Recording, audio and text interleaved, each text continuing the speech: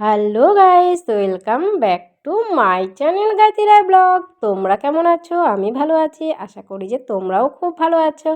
আজকে হলো মকর সংক্রান্তি। তো মকর সংক্রান্তির দিন এইভাবে করে আমাদের পূজা করতে হয়। আর তোমাদের কার কেমন করে করতে হয় তোমরা সেটা কমেন্টেও বলো। আর আমাদের মধ্যে কিন্তু বাচ্চা বলতে মানে ছেলে মানুষ এই পূজাটা করে, মেয়ে মানুষ না। কারণ কেন, এই পূজাটা অনেক ভোরে উঠে মানে কাক ডাকার আগেই এই পূজাটা আমাদের করে নিতে হয়। তো সেমনই আমার পাপাও সেই পূজাটা করছে, কারণ ওই ঘর ঠর বসাবে, দেখবে যে ও দেখো কত সুন্দরভাবে ও আবার সিঁদুরও দিচ্ছে। অ্যাকচুয়ালি কি ওই ছোটোবেলা থেকে দিচ্ছে, তো ও জিনিসটা জানে যে কী করে করতে হয় না হয়। দেখো আবার ও এদিকে দেখা যাচ্ছে যে প্রদীপও ধরাচ্ছে, সব কিছু করছে, ও একাই করতে যাচ্ছে। মানে যদি মা করে দিতে চায় তো ওর বলছে না না করতে হবে না, ও নিজেই করবে। আবার ও বারবার খালি দেখছে আর খালি বলছে যে এদিকে ভিডিওও করতে লাগবে।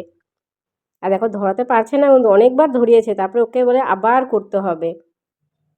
মা এসব জোগাড় টোগাড় করে দিল, তো ও এখন পূজা দিবে। তো তোমাদের সাথেও ভাবলাম যে এটা ছোট্ট করে শেয়ার করে দিই। এই যে এখন এই ঘরটা বসাবে, এই ঘরটাই হলো মেন যে বাস্তব পূজার দিন করে। তো তোমাদের ওখানে কেমন করে করে তোমরা সেটা কমেন্টে বলো।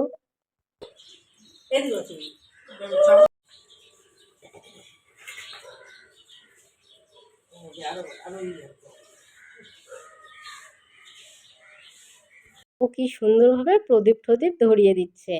আর প্রতিবার করে আর ও কিন্তু ভালো লাগে। ওর ভাইও করে, কিন্তু এবছর আর ওর ভাই আর করছে না। দেখো কি সুন্দরভাবে ও ধূপতি টুপতি সব কিছু দেখাচ্ছে, ভালো লাগছে। আর তোমরাও কমেন্টে বলো যে তোমাদের কেমন লাগছে।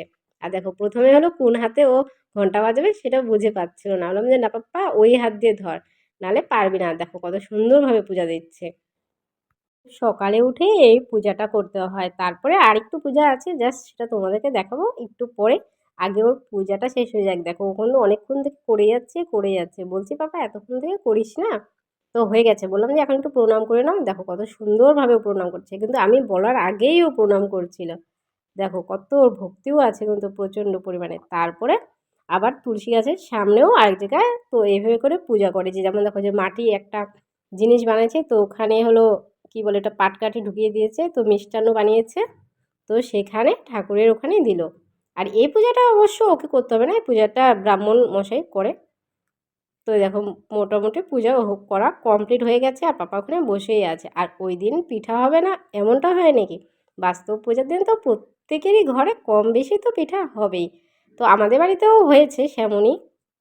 পিঠাটাকে তোমরা কে কী বলো? কেউ বলে চিতই পিঠা, কেউ বলে সাজের পিঠা, কেউ বলে সাদা পিঠা। তো এই পিঠাটা তোমাদের কী দিয়ে খেতে ভালো লাগে? আমার তো মাংস দিয়ে খেতে ভালো লাগে। তোমাদের কার কী দিয়ে খেতে ভালো লাগে তোমরা সেটা কমেন্টে বলো। তো আমি ভাবছিলাম যে প্রথমে একটু দেখি তো আমি পারি কি না। তো আমার দ্বারা তো পিঠা হয় না, আমার দ্বারা কিছুই হয় না। শুধু পিঠা না, আমার দ্বারা কোনো কিছুই হয় না। এবার একটু ট্রাই তো করে দেখি। দেখো কি সুন্দর আবার ফুলছেও। ফোলেনি যে তা না, আবার ফুলছেও। তো উঠাতে পারছিলাম না, অনেকটা কষ্ট হচ্ছিল। তারপরে দেখে যাক যে পাপা চলে আসলো করতে আবার। ও আবার না করলে হবে নাকি? ও তো সব কিছু করবে। আর এদিকে দেখো পাপা পড়তে যাবে না বলে পুরো কান্নাকাটি করছে, খাটের নিচে ঢুকে আছে। কিছুতেই ও পড়তে যাবে না। তোমাদের যদি ভিডিওটি ভালো লেগে থাকে তো অবশ্যই like, comment, share and subscribe করো। আর যদি ফেসবুক থেকে হয়ে থাকো তো পেজটিকে অবশ্যই ফলো করো। ওকে, বাই।